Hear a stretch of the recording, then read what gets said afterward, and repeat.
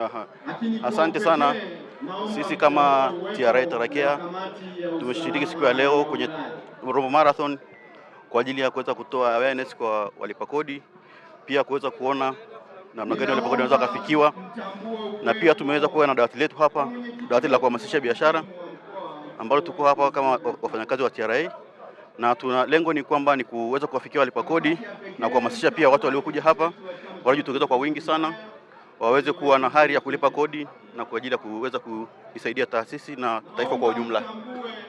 Ni Anselim Kasmiri Kulaya, ni Center Manager wa Tarakia TRA. Naitwa Odupoi Papa, ni afisa msimamizi wa kodi mwandamizi mkoa wa Kilimanjaro kutokea kitengo cha elimu na mawasiliano.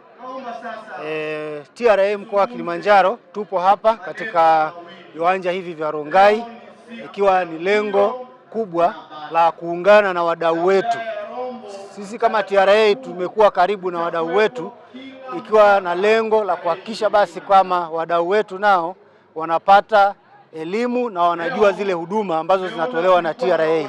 Ukiangalia kwenye banda letu, huduma zote ambazo tunazitoa ofisini, na hapa tumesogeza karibu na wadau wetu, kwa maana ya huduma za ulipaji wa kodi, huduma za makadirio, huduma za kufaili return, usajili na huduma zote ambazo zilikuwa zinapatikana ofisini.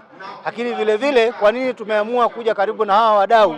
Wadau wetu hawa ambao ni wanariadha lakini na wafanyabiashara wa maeneo mbalimbali, wanahitaji kufahamu masuala mbalimbali ambayo ni muhimu katika ufanyaji wa biashara. Kwa hiyo tupo hapa kwa ajili ya kuwaelimisha wadau wetu, lakini na kuhakikisha kwamba wanapata huduma za kikodi, huduma za TRA, ili basi waweze kutimiza wajibu wao wa kisheria wa ulipaji wa kodi, na ili taifa letu liweze kupata maendeleo kupitia kodi zetu.